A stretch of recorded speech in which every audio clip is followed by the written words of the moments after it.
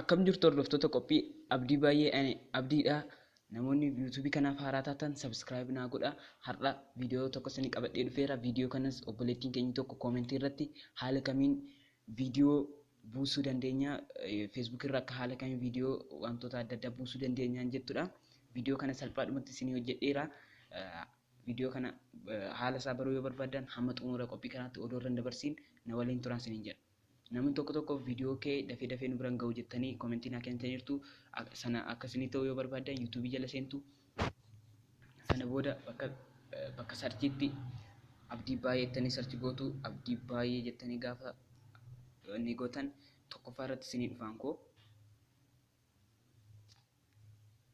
connection dhiifama naa godha. Haala kanaan gaafa isinii jedhu tokkoffaa irratti gaafa isinii dhufu profaayila koo keessa seentu. Sana booda viidiyoo koo tokko irratti gaafa tuqxan haala kanaan erga isinii dhufee booda bakka subscribe jettu kana irratti tuqxu. Sana erga tuqxanii booda maddiitti mallattoon dawulii isinii dhufti. Ishii tuqxaniit notification jettu kana all ishii kana kun ishii kana irratti tuqxu. Sana booda all taati. Haala kanaan subscribe naa gochuu dandeessu jechuudha. Ishii erga subscribe goonee kaanee gara viidiyoo koo irraatti gaafa darbu application tokko nu barbaachisa. Facebook irraa viidiyoo buusuudhaaf application tokko miti lama jira. Application baay'ee jira. Application isaa keessa annata macha yookiin baay'ee dasnee jedhee tokko isinitti agarsiisa. Innis linkii description irra isinii kaa'eera. Bakka tuqxanii buustan akkamitti akka argattan isinitti agarsiisa. Wanni koo jala abdii baay'ee jettanii ammas abdii baay'ee jettanii haala description irraa buusuu dandeessan isinitti agarsiisa. Waggaa profaayila keessatti tuqxan viidiyoo tokko isinii baasa jechuudha. Viidiyoo tokko gaafa isinii baasu viidiyoo ammaa kana jala dhiifama connectionidha. Connectionitu akka dafee hin baasne jala gochaa jira. Kana booda mallattoo kana isinii dhufa. Kunoo mallattoo iddoo kanatti argamtu kana ishii isinii dhufa. Ishii irratti gaafa tuqxan dhiifama naa godha. Ishii irratti gaafa tuqxan gara dhumaa irratti galatoomi jedhee ka'ee link jedhee http appkepur jedhee isinii fida. Sana booda irratti tuqxu. Maaliin akka buufachuu barbaaddan isin filachiisa. Just waan jettu ani kiroomiin na tamachaa waan ta'eef kiroomiidhaan just waan jettanii seentu. Sana booda haala kanaan isinii fida. Booda appilikeeshiniin kun isinii buufamaa jechuudha. Appilikeeshinii kana erga buustanii booda haala kamiin moobaayilii irratti kunoo isinitti dhiifama. Moobaayilii irratti haala kanaan isinii dhufa. Erga isinii dhufee appilikeeshinii kana bantanii osoo hin baniin dura gara Facebook seentu jechuudha. Facebook irratti viidiyoo buusuu barbaaddan fudhachuudhaaf waan ta'eef. Sana booda Facebook keessa gaafa seentan haala kanaan isinii bana. Gara viidiyoo sun hidhattu. Amma fakkeenyaaf viidiyoo na bira fide tokko filadheen fakkeenyaaf kana buusuun barbaada yoo ta'e bakka kana dhuftanii sarajii sadii qabdu kana bira dhaxxaniit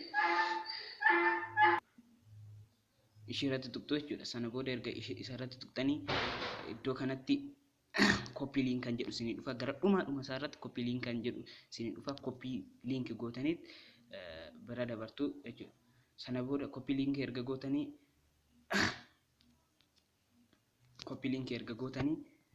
gara viidimeetii isinii jedhe sun dhattu.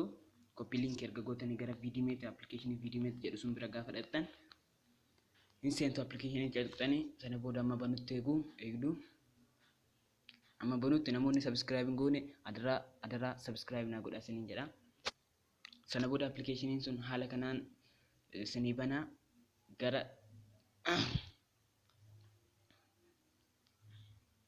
haala kanaan gaafasii bakka sarchii baarii kana irratti dhuftanii isa linkii copy gootan sun irratti paste gootu. Linkii irratti paste gaafa gootan haala kanaan isinii dhufa. Kana booda go jettu yookiin sarchi gootu.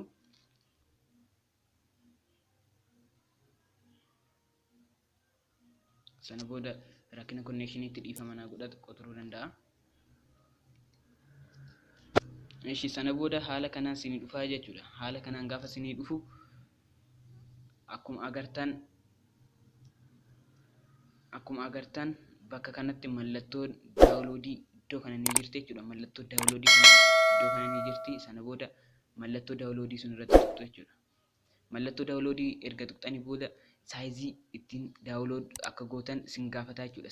Saayizii ittiin daawunlood gootan sin gaafata. Saayizii isaa marattanii irratti daawunlood gootu jechuudha. Haala kanaan salphaadhumatti gara sin daawunlood gochaa jirtan bakka kanatti isinii dhufa. Isa tuqxanii keessa seentaniit haala kanaan tuqxanii keessa seentaniit isinii wanni jedha isinii buusaa jechuudha. Baay'ee fixinatii isaa baay'ee ajaa'ibadha. Garmalee speedii qaba. Sana booda haala kanaan erga inni jettanii appilikeeshiniin kun baay'ee amma fakkeenyaaf fiilmii afaan Oromoo wantoota adda addaas amma fakkeenyaaf new oromic music anjoo viidiyoo YouTube irraa buusuu barbaadan haala kanaan sarchii gootan bakka waan YouTube irra jiru hundanuu isinii fiduu danda'a. Haala kanaan amma fakkeenyaaf kana buusuu yoo barbaadan mallattoon daawunloodii iddoo kana jirti. Mallattoo daawunloodii kana irratti tuqxaniit viidiyoo saayizii isaa amma barbaadan kwaalitii xiqqaamoo kwaalitii guddaadhaan akka konnekshinii keessan jirutti amma fakkeenyaaf ankeekiyyaa kun 4K HD dhaan hojjetameera viidiyoon isaa. 4K HD dhaan meegaabaayitii 567 buusuu dandeessu. Gadi bu'aadhaan immoo 360p dhaan immoo 29 buusuu ni dandeessu jechuudha.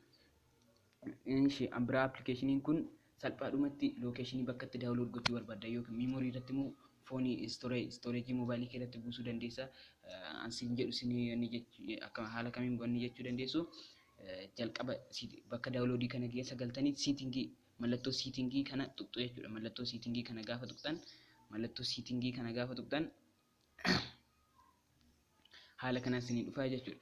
Sana booda daawunlood paasiitiin kan jedhu dhufa. Daawunlood paasiitiin kan jedhu haala kanaan isinii dhufa. Daawunlood paasiitingii kana keessa seentanii tuqxu. Kana booda bakka itti isin buusuu barbaadan yoo barbaadan stooreejii yoo barbaadan meemoorii irratti filattanii irratti tuqxanii buustu. Faayidaan isaa viidiyomeetii tokko kanadha.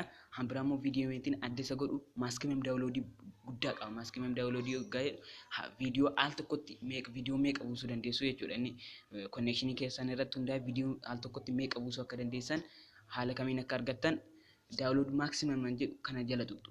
Daawunlood maaksimeemii gaafa tuqxan haala kanaan kun hamma 6tti siruma appilikeeshinii akkanaa jiru amma YouTube jechuudha. YouTube yookaan buusuu barbaadda viidiyoo tokko yoo odoo buustanii viidiyoo tokko sun amma dhumutti isa konnekshinii isaa gadi bu'ee buusa. YouTube'n baay'inni isaas kwaalitii isaas baay'ee amma kanaa miti.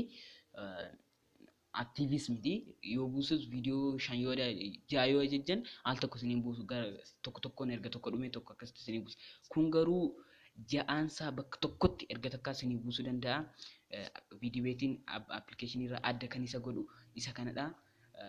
Bakka wantoota viidiyomeetii adda baay'eetu jiru. Isa hunda isaanii argachuu barbaadan appilikeeshinii kana buufattanii keessa galtanii fiilmiillee yoo buusuu barbaaddan fiilmii bakka amma GB meeqattu fixinetii konnekshinii adda ta'een yoo illee konnekshinii keessan illee isin jalaa dhaabbate itti deebitanii akka buusuu dandeessan paawus gootanii illee staart turtanii turban tokko illee booda staart gochuu ni dandeessu. Update yeroodhaan update godhamaa jira wantiin kuni. Kanaafuu buufadhaatoo itti fayyadamaa isiniin jedha. Ammas kanan isin yaadachiisu namoonni YouTube kanaaf haaraa taatan subscribe godhaatoo mallattoo dawulii sun irratti tuqa. Maaliif ani guyyaa guyyaadhaan viidiyoo gadhiisaan jira. Kana malee immoo namoonni gaaffii qabdan wanti akkasiin hojjetamu barbaadan koomentii jalatti kaa'uu dandeessu jechuudha. Gaaffii keessan koomentii jalatti naa kaa'uu dandeessu. Anis